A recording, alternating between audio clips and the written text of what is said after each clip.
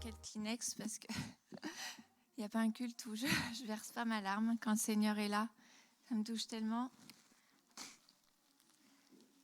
Du coup, Simon, oui, il faut que je parle dans le micro. Tout d'abord, avant de commencer, je voulais vous partager quelques petites choses. Ces dernières semaines, le Seigneur me parlait de façon précise sur des thèmes, sur le repos, sur la croix, sur l'importance de garder sa parole, de ne pas laisser tomber à terre ses paroles.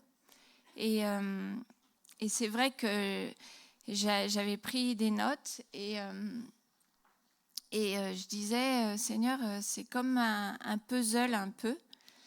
Et une fois, je disais au Seigneur, c'est précieux ce que tu me donnes là et j'aimerais le partager. Et je dis, mais je suis de message dans longtemps, je crois que c'est en mai ou en avril. Et du coup, je pense qu'il a répondu aussi quand j'ai vu que vendredi, on était de message et je compte vraiment sur lui ce matin. Et voilà, c'est des rappels. Je vais partager aussi mon cœur, ce que le Seigneur m'a montré. Et peut-être que je vais dire des choses qui vont choquer certains. Je ne sais pas. Voilà, je vous remets ça. Vous prierez devant le Seigneur. Je vais aussi parler de choses que je vois, que je ressens, qu'on vit autour de nous aussi, qui m'interpellent. Et ça fait plusieurs dimanches que Simon nous met cette image. Et hier soir, à la soirée chez Kina, elle était là. Et quand je l'ai vue au début, j'ai dit, mais elle est bizarre, cette photo. Et je disais, oui, il y a la croix, mais je disais, pourquoi il y a une pièce de puzzle au milieu de ce bonhomme? Je disais, Seigneur, je comprends pas trop cette photo. Puis elle est revenue hier soir, je dis, ah non, mais je la comprends toujours pas. Alors j'essayais intellectuellement d'analyser, dire qu'est-ce que ça veut dire. Et en fait, j'ai eu une interprétation, il y en a peut-être certainement plusieurs. C'est comme si le Seigneur, il me disait, tu vois, c'est ton cœur que je veux toucher. C'est ce qui est au centre de ta vie. Et mon cœur, il est sur la croix. C'est là que je me suis donnée. Et je crois qu'il veut nous appeler ce matin à nous attacher à ce qu'il veut nous dire et coller notre cœur à son cœur et écouter. Écouter ce que son cœur veut nous dire. Voilà. Alors, je voulais commencer ce message avec une salutation, avec le shalom de Dieu. Et j'ai regardé, en fait, le shalom. Souvent, Anne-Marie, elle nous dit tout ce que ça veut dire, le shalom de Dieu. En fait, c'est bien plus que juste que la paix de Dieu soit sur toi. Ça désigne une situation de bien-être, de calme, de prospérité, de sécurité. Et aucune circonstance ne sont entachées par un quelconque défaut. C'est vraiment une bénédiction quand on dit à quelqu'un shalom, c'est vraiment une bénédiction complète qu'on lui souhaite. Et alors, j'avais noté la racine hébraïque, mais voilà, je pense que je ne vais pas bien la prononcer. Donc, en fait, c'est l'entièreté, l'achèvement, le bien-être, la santé, c'est une salutation pleine et entière. Et souvent, on dit shalom aleichem, et on répond aleichem à shalom, c'est ça Anne-Marie, ou shalom, aleichem shalom, voilà. Shalom aleichem, on répond aleichem shalom. Enfin bon, c'est ce que j'ai lu. Et il disait que chez le peuple arabe aussi, il y a les mêmes salutations. Et à l'EHPAD où je travaille, j'ai un papy qui est d'origine arabe, qui parle plus. Et souvent le matin, j'aime bien le saluer en lui disant salam alaikum, alaikum salam. Et c'est aussi un message de paix qu'on envoie sur la personne. Voilà. C'est aussi un prénom. Salomon, Shlomo, c'est la paix. Et la paix, c'est le roi qui apporte la paix et la tranquillité à Israël. Et on sait que Jésus est appelé le prince de la paix.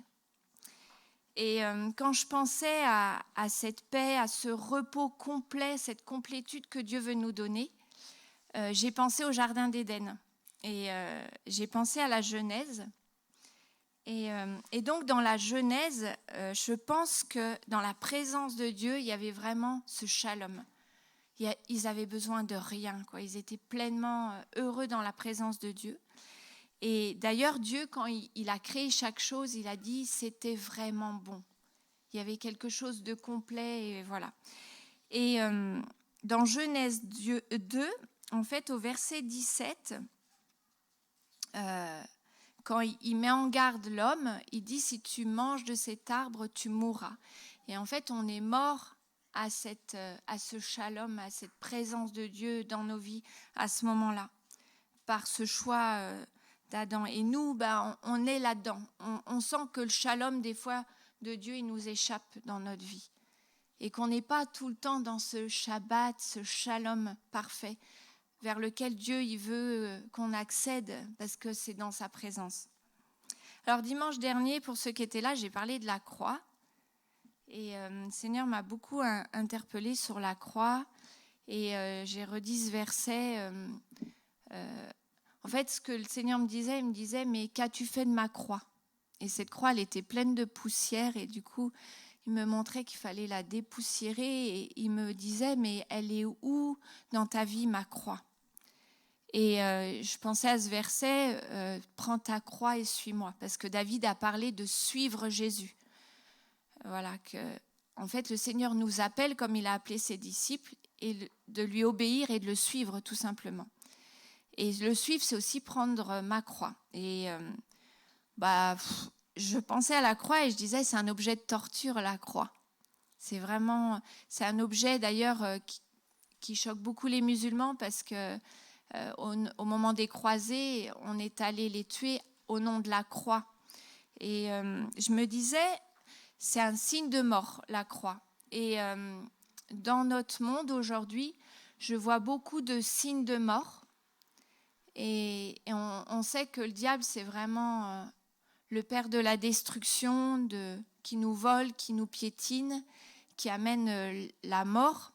Et on l'a vu ces derniers temps avec la signature l'intégration de l'avortement dans la Constitution, qui a été un événement majeur aux yeux de nos politiques, qui en ont fait vraiment quelque chose d'important. Et je me dis, mais c'est vraiment la mort qui est érigée en bannière sur notre nation.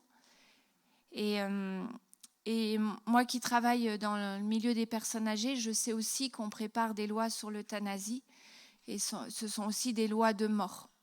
Et plutôt que de dire on va accompagner la vie, soutenir la vie, accueillir la vie, parce qu'un enfant c'est une bénédiction.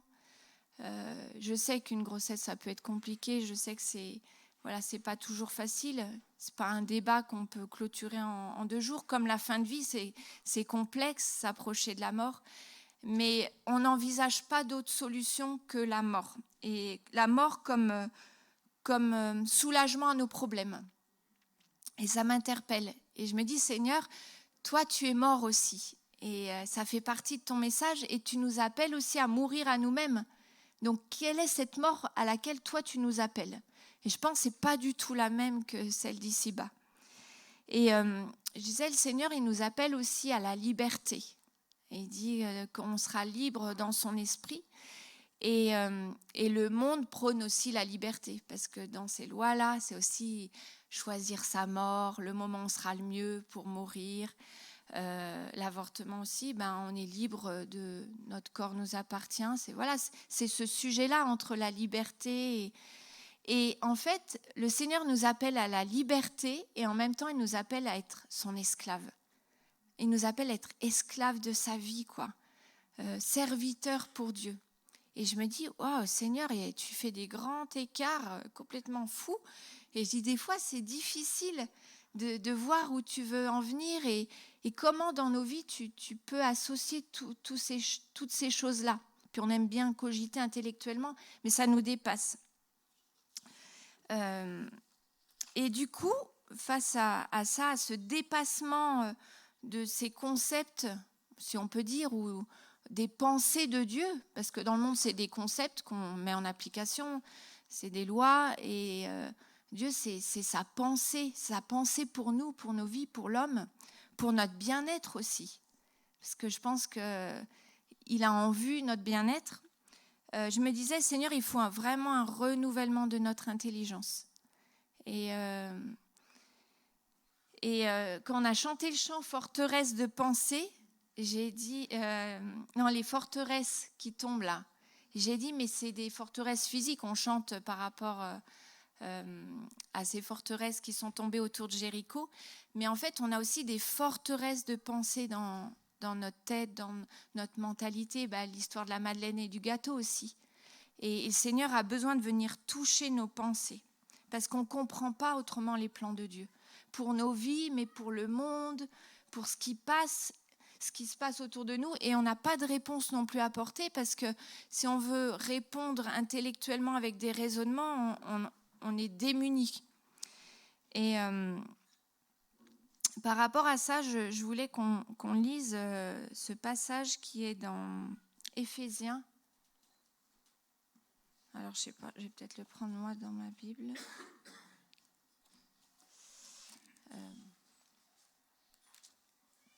Ou je vais le lire là, peut-être c'est plus simple. Ah oui, je l'ai en face. Alors, c'est dans Éphésiens 4, versets 17 à 24. « Voici donc ce que je dis et ce que je déclare dans le Seigneur. C'est que vous ne devez plus marcher comme les païens qui marchent selon la vanité de leurs pensées. Ils ont l'intelligence obscurcie, ils sont étrangers à la vie de Dieu à cause de l'ignorance qui est en eux, à cause de l'endurcissement de leur cœur. Ayant perdu tout sentiment, ils se sont livrés à la dissolution pour commettre toute espèce d'impureté jointe à la cupidité. Mais vous, ce n'est pas ainsi que vous avez appris Christ, si du moins vous l'avez entendu, et si conformément à la vérité qui est en Jésus, c'est en lui que vous avez été instruits. » Et donc il nous appelle à vous dépouiller, eu égard à votre vie passée du vieil homme qui se corrompt par les convoitises trompeuses, à être renouvelé dans l'esprit de votre intelligence et à revêtir l'homme nouveau, créé selon Dieu dans une justice et une sainteté que produit la vérité. Il y a beaucoup de choses dans ce passage.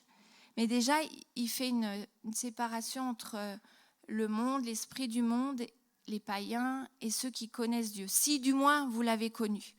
Donc je pense qu'en fait, on peut porter le nom de chrétien, mais ne pas connaître vraiment la vérité qui est en Jésus, ni complètement la pensée de Dieu.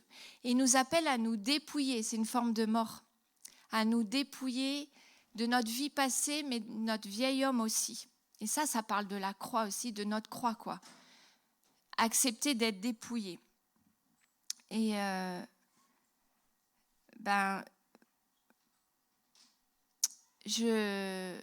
ça me parle donc aussi du renouvellement de l'intelligence. Et je pense que ça, c'est quelque chose que Dieu seul peut faire en nous. Ce n'est pas quelque chose qu'on peut produire par nous-mêmes. Alors, par rapport à la connaissance de Dieu, le Seigneur, il me parle beaucoup en ce moment sur l'écoute. Exercer notre oreille. Il y a un verset qui dit « Exerce ton oreille à écouter sa parole, sa pensée, rumine sa parole ».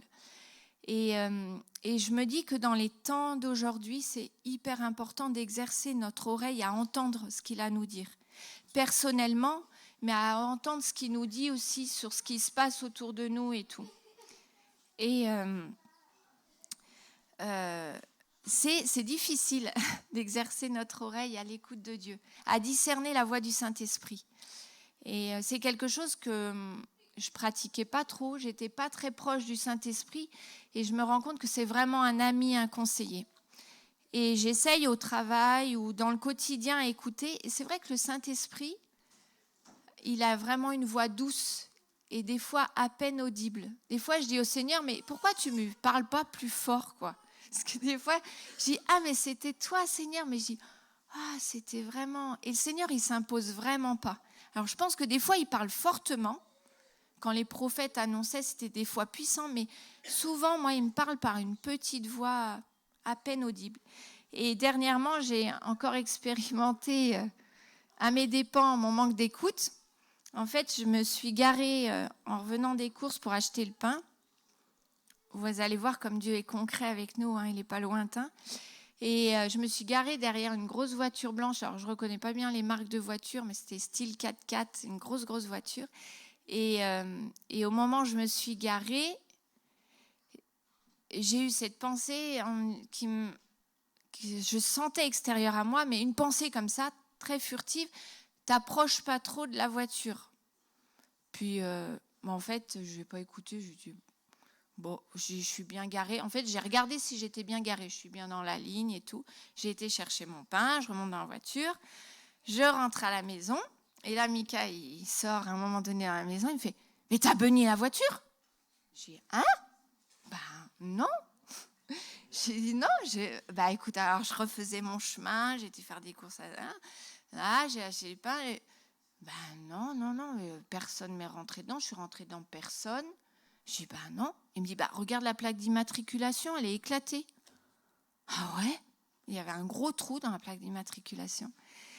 Et j'ai dit, ben mince.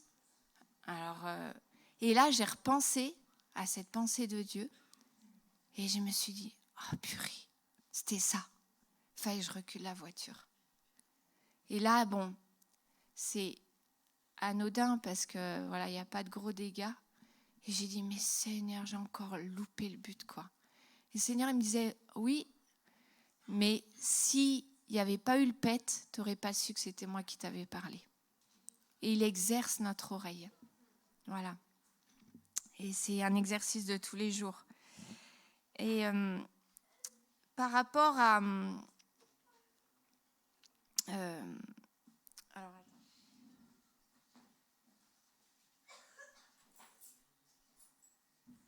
par rapport à ça, et il y a Elisabeth qui a eu une belle image hier soir sur le parapente. Le fait qu'il fallait courir. Et son moniteur de saut en parapente était derrière elle et il disait, ce que tu as juste à faire, c'est de courir. Mais il faut y aller quand même pour pouvoir sauter dans le vide. Et c'est juste ça. Et le Seigneur nous dit, vas-y, quoi, suis-moi, marche. Et quand Christine Androuin est venue, elle nous a parlé. Alors, elle a dit lâcher prise, mais elle dit, j'aime pas ce mot-là. Elle disait, l'image qui me touche plus, c'est de dire, on est sur un toboggan. En haut du toboggan et en bas, il y a notre Père Céleste qui nous appelle et il dit, vas-y, quoi, descends. Et fouf, et je t'attends en bas et là, moi, je trace le chemin. Et avant ce samedi où on a passé ce temps avec sur l'écoute de Dieu, justement, c'était le thème de Christine, je me suis réveillée le matin et en fait, je serrais les clés de la maison dans ma main, comme ça. Et je les serrais très, très fort. Et ça m'a réveillée et je me suis réveillée avec cette image. Et presque, ça me faisait mal tellement je serrais les clés de la maison dans ma main. Et je me suis dit, mais qu'est-ce que ça veut dire, Seigneur? Je suis vraiment attachée à ma baraque ou je ne veux pas ouvrir ma porte ou tu veux que je te donne la maison. J'essayais, voilà. Le renouvellement de l'intelligence, vous voyez, quand on commence à tourner dans notre tête, et ça a duré longtemps où je ne comprenais pas cette image. Et le Seigneur, alors c'est un passage qui est... alors, j'ai peut-être pas le verset là. C'est dans... Attendez, je vais vous le donner. C'est dans Hébreux, je crois. C'est le passage d'Hébreux. Je sais pas si c'est... Voilà, c'est... Et il dit, Moïse, il a été fidèle dans toute la maison de Dieu comme serviteur pour un témoignage de ce qui devait être annoncé. Mais Christ l'est comme fils sur sa maison. Christ a un témoignage encore plus grand. Et sa maison, c'est nous, pourvu que nous retenions jusqu'à la fin la ferme confiance et l'espérance dont nous nous glorifions. Donc on se glorifie de cette espérance qui est en Jésus, qui est dans notre vie, mais il faut la maintenir, la garder jusqu'au bout. Et en fait, nous sommes sa maison. Et le Seigneur il me disait, mais c'est toi les clés. C'est toi, parce que tu es ma maison. Et en fait, tu ne veux pas lâcher ta vie. Tu la tiens. Et le Seigneur me disait, mais cette maison, elle m'appartient. Lâche ces clés. Lâche ces clés. Voilà. Et ça, je veux vous le partager parce que je pense que le Seigneur nous appelle chacun à lâcher nos vies. Qu'est-ce qu'on a besoin de lâcher dans nos vies pour lui appartenir pleinement et pour qu'il ait plus de place?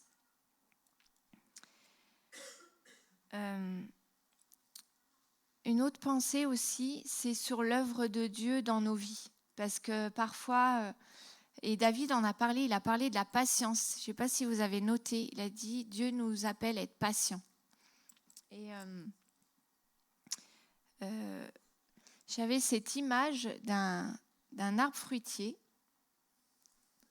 Et le Seigneur, il me disait, mais tu vois, quand tu vois les fleurs sur l'arbre fruitier, tu sais qu'il va y avoir des fruits. Bon, alors, ils nous prédisent toujours les gelées, les machins. Alors, c'est vrai qu'on a des fois moins de fruits. Mais, en fait, il me dit, sois patient. Sois patient avec ta vie, sois patient avec tes frères et sœurs, sois patient avec mon œuvre. C'est moi qui suis en contrôle. Et souvent, voilà, on voudrait que ça aille plus vite, on voudrait tirer sur les pouces pour que ça sorte de terre. Et même avec nous-mêmes, on se dit « Ah, j'en suis encore là, ça avance pas, il n'y a pas de gens qui sont touchés par Dieu. » Et puis, je retombe encore dans les mêmes travers. Et le Seigneur, il me dit « Apprends la patience. » Je pense que Jésus était patient. Et vraiment, il se tenait dans la présence de Dieu pour recevoir le timing de son Père. Et le Saint-Esprit lui disait, là, maintenant, il va se passer ça. Attends. Et il ne se précipitait pas, il accueillait aussi celui qui venait à lui, mais il attendait qu'il soit prêt. Et en fait, le Seigneur, il nous appelle à serrer sur notre cœur ce qu'il nous donne. Et ce qu'il nous a donné le plus précieux, c'est sa croix. Et quand il m'a dit... Qu'as-tu fait de ma croix? Je me suis dit, oui, c'est vrai, Seigneur, que c'est une folie pour ceux qui se perdent, mais c'est le salut pour tout homme qui vient à lui. Et je dois reconnaître que parfois, le message de la croix, elle n'est pas forcément au centre de ma vie, parce que on ne peut pas l'expliquer intellectuellement, la croix. On ne peut pas faire une démonstration. C'est une folie de dire... Jésus, c'est Dieu fait homme qui est venu sur cette terre, qui a donné sa vie pour que tu sois sauvé. Alors souvent les gens ils disent, mais sauvé de quoi? Oui, d'accord. Donc en fait, c'est là qu'on se dit, Saint-Esprit au secours. Et c'est vraiment une conviction de péché que le Saint-Esprit peut donner, parce que si on commence avec l'intelligence et les raisonnements humains, on n'y arrive pas. Et c'est vrai que du coup, j'ai réalisé que comme c'était quelque chose de difficile, j'avais du mal à l'amener, mais c'est le cœur du message de Dieu. Et on est ambassadeur de cette bonne nouvelle. Et cette bonne nouvelle, c'est la croix, objet de torture. C'est un truc de fou. Tu dis, Seigneur, aide-nous. Et quand le Seigneur, il me disait, prends ta croix et suis-moi, je disais, mais c'est quoi ma croix? Et en fait, je pense que pour moi, alors je ne sais pas quelle est votre croix à vous, c'est des fois ma propre justice, abandonner mes droits, lâcher les clés de ma vie et accepter en fait ma chair qui revendique. C'est cette croix-là que le Seigneur il me dit, et viens, comme disait David, sous mon joug et tu seras attaché à moi. Et je réalisais que quand on est sous le joug de Jésus, en fait, on ne peut pas se tirer. En fait, on a envie d'agir par nous-mêmes. Mais si vraiment on est soumis à lui, une pièce de bois, je ne sais pas si vous avez déjà vu des bœufs là-dessous, je pense que s'il y en a un qui veut s'écarter, l'autre il est obligé de suivre. Donc c'est soit Jésus qui commande, soit c'est nous, mais à un moment donné, voilà, il va falloir choisir. Et hier aussi, ça m'a fait un rappel, parce que j'avais à cœur de vous mettre cette image d'Odersay, un dessin qui me touche aussi. Alors, je ne sais pas ce que ça va rendre sur un grand écran. Voilà. C'est la porte étroite. Et je crois que la croix, c'est ça. C'est venir à la croix et porter notre croix. Et c'est cette porte étroite, c'est aussi la croix, cette porte étroite, parce qu'on ne peut pas venir à Dieu sans passer par la croix. Et en fait, je savais pas trop, j'avais pas trop envie de la mettre. Et Marcel, il a reparlé des encombrants hier soir. Et j'ai dit, ah ouais, ben, je vais la laisser. Et le Seigneur nous avait parlé de nos encombrants qui nous empêchent de passer par la porte étroite. Alors, ce n'est pas forcément des choses matérielles, nos encombrants, on en a tous des différents. On a plein de trucs qui encombrent nos vies et qui font que c'est difficile d'avancer, que la marche, on n'est pas dans son shalom, son Shabbat, parce que la marche est lourde. Forcément, quand il y a tout ça, ça alourdit la route. Et je pense que c'est un défi vraiment pour nous aujourd'hui. Quand les disciples ils partaient avec rien. Quand je lis la liste de leurs bagages, moi, j'ai toujours des paquets trop chargés. Même quand on part 3 jours chez les parents de Mika, il me dit « Non mais là, on part pour une semaine. » Ben oui, mais s'il fait chaud, s'il fait froid, si... Hein. Et le Seigneur, il nous appelle à lâcher nos encombrants. Et en fait, on est devant un choix, devant des choix. Et puis, il y a plusieurs chemins qui s'offrent à nous. Et je me disais, Seigneur, tu es sérieux avec nous. Tu es sérieux avec nous, tu as été jusqu'au bout. Et je me disais, est-ce qu'on est toujours sérieux avec toi? Et j'ai dit, tu nous as aimés passionnément. Et en fait, tu ne peux pas nous aimer plus. C'est déjà fait, tout est accompli. Et je me disais, si nous, on est sérieux avec Dieu, il va l'être aussi avec nous. Il va répondre. Si on dit, on est présent, Seigneur, je suis là, vas-y, eh ben, il va l'être aussi. Et pour parler de l'amour de Dieu, j'avais cette image aussi des histoires de Charlie Brown. Je pense que vous connaissez Snoopy. Et qui parle... alors, il veut écrire une lettre à son amour. Et il dit, mon amour, tu me manques le matin, l'après-midi, le soir. Et la petite fille, elle dit, bah non, c'est trop vague. Quand tu écris à une fille, il faut être plus précis. Et du coup, il dit, tu me manques à 8h, à 16h, à 21h. Et je me disais, bah, Seigneur, des fois, on est comme ça. C'est-à-dire, on cloisonne notre vie, notre journée. Mon amour, Seigneur, tu es là, je te confie ma journée. Voilà, à 8h. Et après, on reverra à 20h si on a un peu de temps pour refaire un point ensemble. Mais voilà, et ouais, et quand on pourrait dire, quand on écrit à Dieu, il faut être plus sérieux, quoi, parce que lui a tout donné. Et voilà, et pour finir, en fait, je voulais parler aussi du passage de Marc 2, verset 27, où le Seigneur nous parle de son repos. Et où Jésus a guéri un homme le jour du Shabbat. Et il est contesté parce qu'il a souvent été piégé là-dessus. Et il dit, le Shabbat a été fait pour l'homme et non l'homme pour le Shabbat. Et il dit que c'est lui le maître du Shabbat. Et ça m'a vraiment impacté parce qu'on lit Marc en ce moment au groupe de maison. Et ce verset, il m'a vraiment impacté, je l'ai noté. Et je me suis dit, en fait, le repos du Shabbat, des fois on le zappe. En fait, notre dimanche, où il y a le dimanche, il y a 2 heures de Shabbat au culte. Après, éventuellement, si on a d'autres trucs à faire dimanche après, ben, faut les faire. Mais Dieu, il a instauré ça pour notre bien, ce jour de repos. Et même au niveau médical, il a été reconnu que c'était nécessaire un jour de repos dans la semaine. Et que c'était bon pour la santé, bon pour notre corps. Vraiment, même des athées ont reconnu qu'il y avait besoin de ce repos hebdomadaire. Et je pense que c'est plus que ça avec Jésus, parce qu'il est maître du Shabbat. C'est lui le prince de la paix. Il est maître de tout notre repos, de tout ce shalom qu'il veut nous donner. Et il ne nous l'impose pas comme une loi, mais il sait que c'est bon pour nous. Et c'est lui le maître, et c'est lui le maître sur nos vies. Et je pense qu'il veut nous faire entrer dans son repos. Et je me disais, en fait, ici-bas, on doit mériter.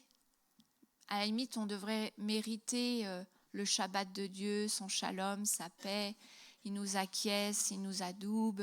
Parce qu'on dit, parce que tu le mérites, tu as une bonne note, parce que tu as travaillé. Tu le mérites, du coup, tu auras une récompense. Ou, allez, tu as été gentil aujourd'hui, maman, elle te donne un bonbon. Tu l'as bien mérité. Voilà. Et dans le royaume de Dieu, en fait, devant Dieu, on ne mérite rien. On mérite rien. On ne peut rien lui apporter qui mérite tout ce qu'il nous a donné. Et ça aussi, ça demande un renouvellement de notre intelligence, parce que même nos œuvres, à ses yeux, elles n'ont aucune valeur. C'est juste par amour qu'on doit faire les choses pour lui, mais on ne peut pas faire de la marchandisation avec lui. Et du coup, avant ce temps de Sainte Seine, je voulais vous partager encore un dessin d'Odersay où le Seigneur il tend la main. Et il y a ce personnage qui lui répond non, Seigneur, j'ai besoin de rien, moi, tout va bien. J'assure, je gère les situations. Et en fait, on voit qu'au-dedans de lui, tout son être crie au secours, au secours, au secours. Pitié, j'en peux plus. Et voilà. Et je crois que là où on est bien, c'est dans son repos, dans son shalom, et aussi au pied de sa croix, quoi, pour recevoir son cœur à cœur épanché, notre cœur, et que notre pièce de puzzle, elle puisse s'apposer sur son cœur à lui. Et j'avais ce passage c'est dans Marc, c'est ça ? 2 Corinthiens, pardon. 2 Corinthiens. Car l'amour de Christ nous presse, c'est fort. Je sais pas, quand vous pressez une orange, on sort le jus. Parce que nous estimons que si un seul est mort pour tous, tous donc sont morts. Donc nous sommes appelés tous à mourir. Et il est mort pour tous, afin que ceux qui vivent ne vivent plus pour eux-mêmes, mais pour celui qui est mort et ressuscité pour eux. Et donc on est appelé à ça, à vivre que pour lui. Je dis pas que je suis arrivée, hein. Tout ce que j'ai dit là, c'est parce que moi aussi je vais entrer là-dedans et le Seigneur me parle là-dessus et c'est un combat. Je sais que c'est un combat, mais il y a une puissance dans la mort en lui parce qu'il y a la résurrection et il y a la nouvelle vie. Et voilà, je vais laisser Mika pour le temps de scène et je vous invite vraiment à vivre ce temps comme un temps de rencontre avec Dieu et ouais, comme on a partagé par rapport à la Madeleine, d'écouter ce que le Seigneur veut nous dire, qu'est-ce qu'il veut nous donner, et comment on le voit, comment on reçoit ce qu'il veut nous donner, est-ce qu'on entend bien, est-ce qu'on saisit bien combien il nous aime, parce que son amour nous presse, il nous attend. Il nous attend. Et il est sérieux avec nous. Voilà. Et du coup, on peut mettre cette image qui me touche beaucoup aussi, où Dieu attend de marcher avec nous et nous avec lui. On n'est pas des super costauds, donc voilà, on est petits, mais lui, il est grand. Voilà.